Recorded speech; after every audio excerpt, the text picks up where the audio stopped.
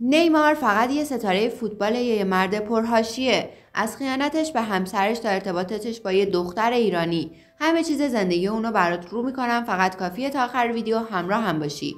نیمار جونیور با نام کامل نیمار سیلوا سانتوس جونیور، بازیکن فوتبال اهل برزیل، در 5 فوریه 1992 به دنیا اومد. یعنی 16 بهمن، همین چند روز پیش تولدش بوده. شما میدونستی بهش تبریک گفتی یا مثل همیشه یادت رفته؟ جونیور به طور گسترده به عنوان یکی از بهترین بازیکن‌های تمام دوران شناخته میشه و به خاطر توانایی بالای گلزنی و مهارت‌های دریبل تکنیکی و کنترل توپ در فوتبال به شهرت رسید. نیمار بارها گفته که از همون بچگی عاشق فوتبال بوده و این عشق به خاطر پدرش که در فوتبال حرفه‌ای بازی می‌کرده توی وجودش ریشه دوونده. شاید جالب باشه که بدونید توی سال 2011 وقتی که فقط 19 سالش بوده برای اولین بار پدر میشه.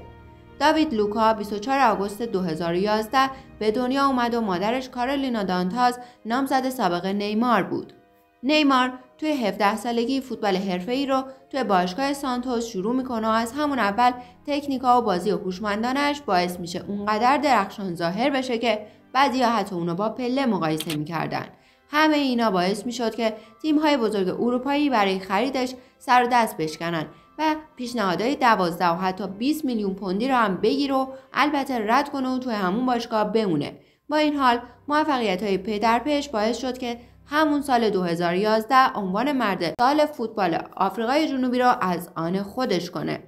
در سال 2013 نیمار با قراردادی 57 میلیون پوندی به بارسلونا میره، اما همونجا بود که متوجه میشه یه مشکل بزرگ داره.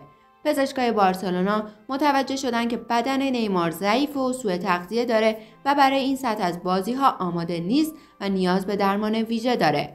اما با تمام این چالش‌ها توی سال 2014 بالاخره رویاش رقم میخوره و اسم اون همراه اسم کریستیانو رونالدو و لیونل مسی برای آقای گل سال اعلام شد.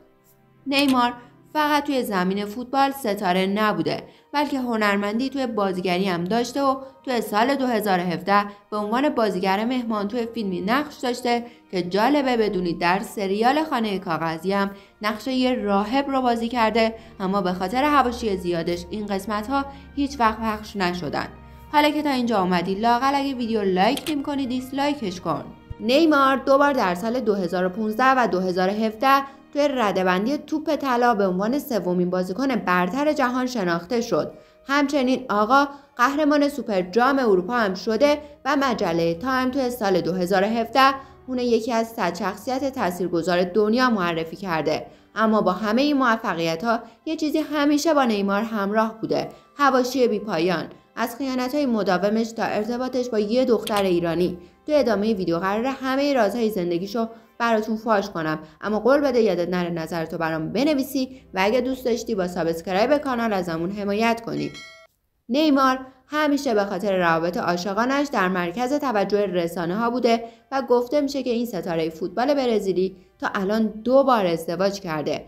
البته در مورد ازدواج اولش توی 17 سالگی شاید بیشتر و بیشتر گفته میشه که ازدواج نبوده و فقط رابطه‌ای بوده که منجر به تولد پسرش لوکا شده و بعد از تولد پسرش از کارولینا دانتاز که یه اینفلوئنسر در شبکه‌های مجازی جدا میشه ولی به خاطر داشتن فرزند مشترکشون بعد از جدایی رابطه دوستانشون رو حفظ میکنن.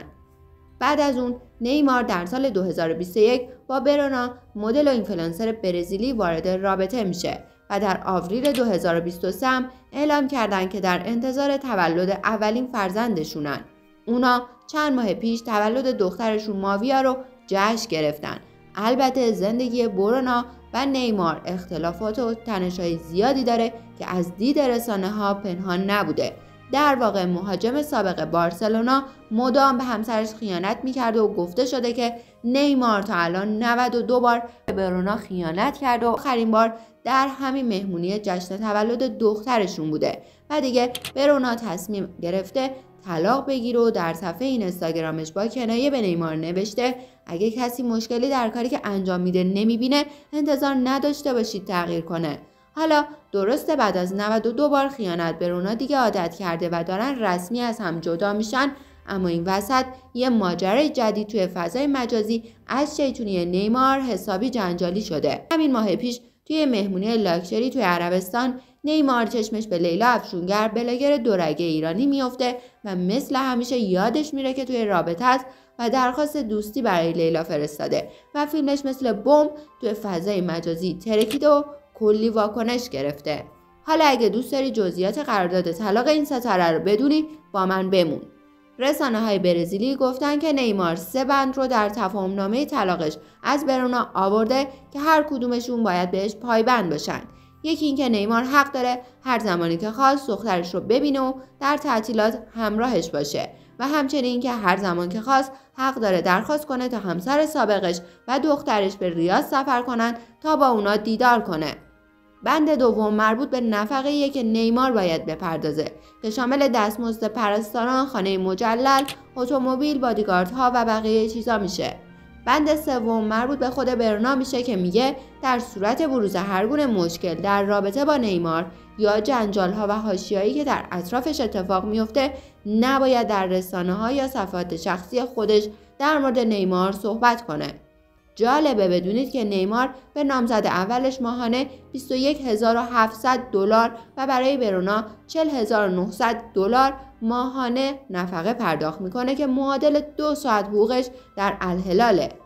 حالا که پرونده یه رابطه پر از خیانت تموم شده، این سوال پیش میاد که نیمار ممکنه بعد از 92 بار خیانت تغییر کنه یا این داستان همچنان ادامه داره. تو چی فکر میکنی؟ حتما نظرتو برام کامنت کن. امیدوارم ویدیو رو دوست داشته باشید. اگه به دانستنی کشورها علاقه داری ویدیوهای بالا رو از دست نده.